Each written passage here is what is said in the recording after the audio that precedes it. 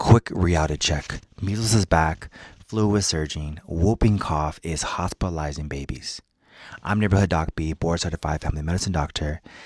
This isn't just one virus, it's a stacked respiratory surge and it's hitting communities right now.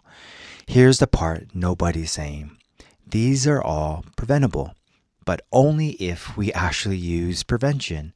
Full breakdown next. Don't scroll past this. In 2025, which was just a few days ago, the US saw over 2,000 measles cases, the most in decades, putting our measles elimination status at risk.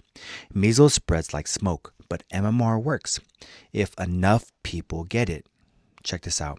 Now layer in flu, we're already at 7.5 million illnesses, 81,000 hospitalizations, and 3,100 deaths, including kids.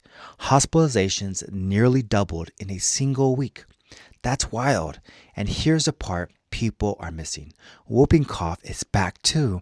Nearly 28,000 cases, mostly hitting babies, and it starts just like a cough or a cold until it doesn't. So here's the move. Check vaccines, MMR, flu, Tdap. If you're pregnant, Tdap at 27 to 36 weeks protects your baby.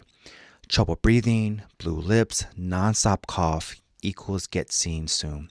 This isn't fear, it's prevention still working. But if you use it, if prevention works, then why are we acting surprised?